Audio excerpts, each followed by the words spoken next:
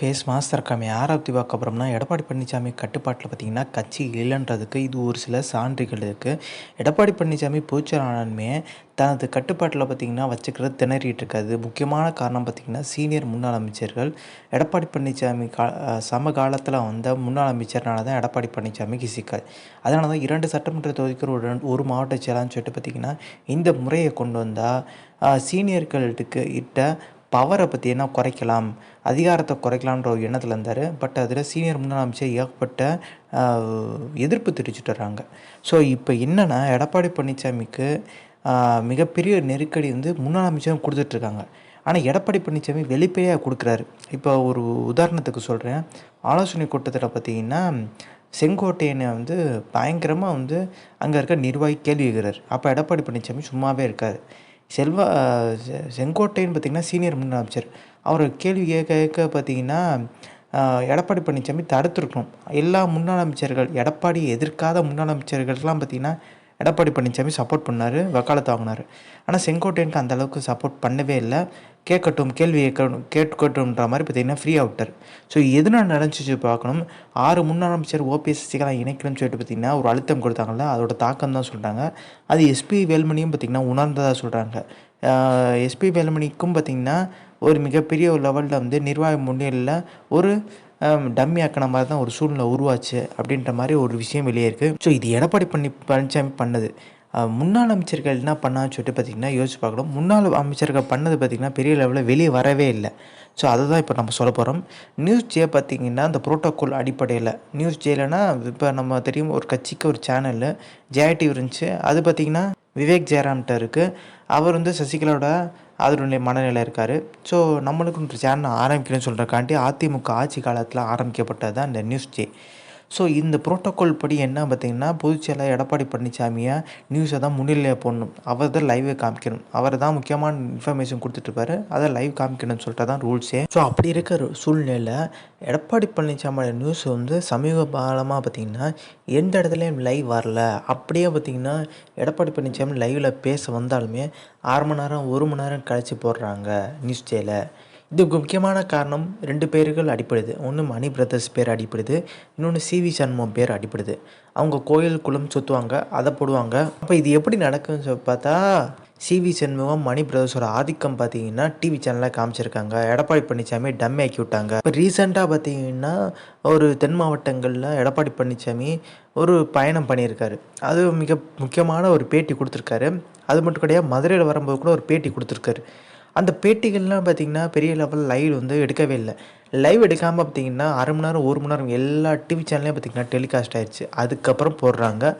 அந்த கேப்பில் என்ன பண்ணிட்டு இருந்தாங்க பார்த்திங்கன்னா கொங்கு மண்டல மாஜி எஸ்பி வேலுமணி பார்த்திங்கன்னா கோயில் குளம் சுற்றுறதை பார்த்திங்கன்னா போட்டதாக சொல்கிறாங்க. ஸோ இதை வந்து சுதந்திர தினம் அன்னைக்கு பார்த்திங்கன்னா எடப்பாடி பழனிசாமி வந்து அவர் கொடி ஏற்றுறது பெரிய லெவலில் வந்து ரீச் அவுட் ஆகலை.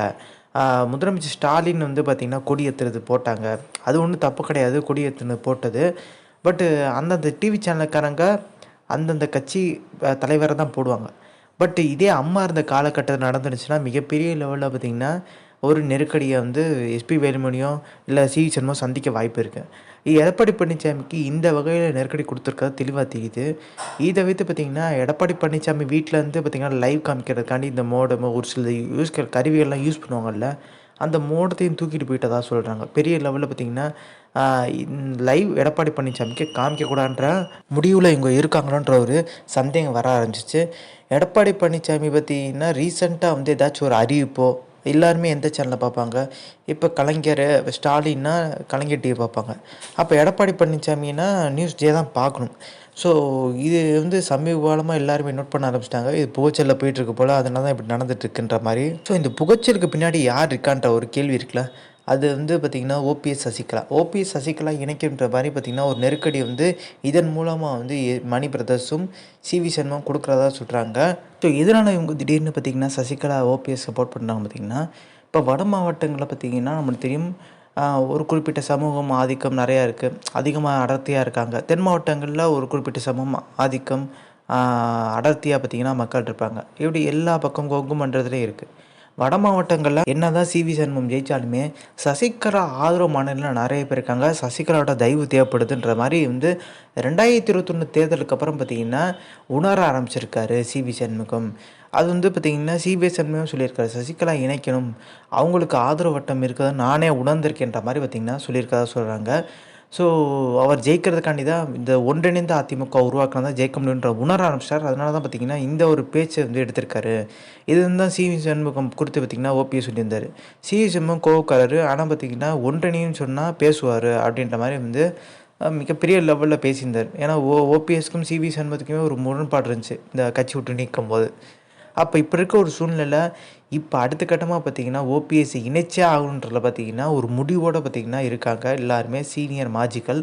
ஸோ இது நடக்குமான்னு கேட்டிங்கன்னா, நடக்கிறதுக்கான வாய்ப்பு, சாத்தியங்கள் அதிகமா இருக்குன்றாங்க. இப்ப 6 முன்னாள் அமைச்சர் பேசிட்டு வந்தாங்கல்ல, அந்த இடத்துலயே மேஜைய தட்டி சொல்லியிருக்காராம்.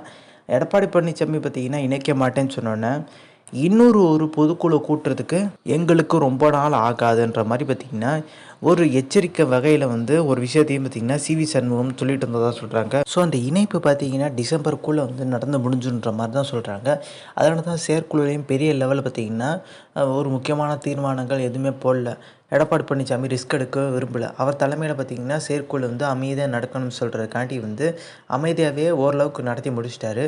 பட் அதுலயும் பார்த்தீங்கன்னா, மிகப்பெரிய ஒரு ஆப்பு பார்த்தீங்கன்னா, புகழேந்தி வச்சிருக்காரு. ஏன்னா, எடப்பாடி பழனிசாமி பொதுச்செயலாளர் வழக்குல இணை ஒருங்கிணைப்பாளர்ன்னு சொல்லிட்டு போட்டு வந்திருக்காரு. ஆனா, இப்ப இந்த செயற்குழு நடத்துறது என்ன சொல்லி போட்டுப்பாரு, அதிமுகவோட பொதுச்செயலாளர் எடப்பாடி பழனிசாமி நான் என்னோட நான் பொதுச்செயலாளர் இருக்கும்போது அவைத்தலைவர் முன்னிலையில செயற்குழு நடந்ததுன்ற மாரி பார்த்தீங்கன்னா, ஒரு கணக்கு காமிச்சிருப்பாங்க. ஏன்னா அதிமுக ரூல்ஸ் படி பார்த்தீங்கன்னா, 2 செயற்குழு கூட்டமும், ஒரு பொதுக்குழு கூட்டமும் 1 வருஷத்துக்கு கண்டிப்பாக நடத்தியே ஆகணும். ஸோ, அதன் அடிப்படை இது நடத்துனதா போய் பார்த்தீங்கன்னா, ஒரு லெட்டர் அனுப்புறதுக்கான வாய்ப்பு இருக்கு. ஏன்னா தேர்தல் ஆணையத்துக்கு தெரிவிக்கணும்ல, அதனால அனுப்பிச்சிருப்பாரு.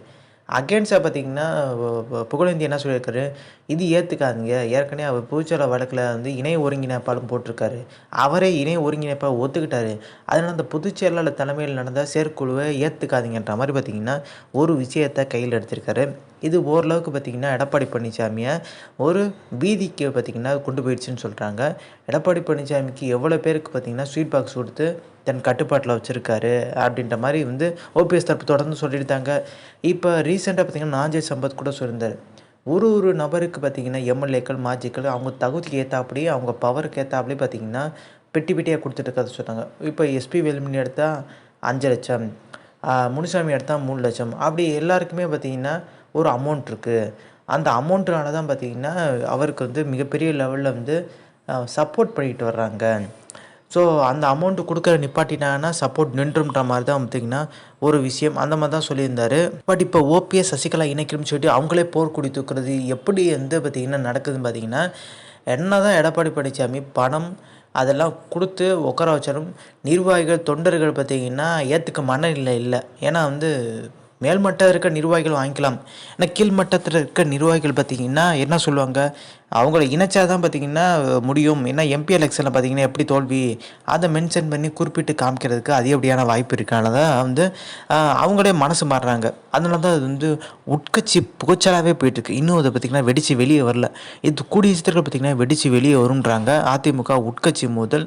ஸோ இன்னொரு பிளவு பார்த்தீங்கன்னா அதிமுகல வந்தா மட்டும் தான் ஓபிஎஸ், சசிகலா இணைப்புக்கே சாத்தியம்ன்றாங்க. ஸோ இந்த இன்ஃபர்மேஷன் பிடிச்சா like, share, subscribe. Thanks for வாட்சிங் திஸ் வீடியோ.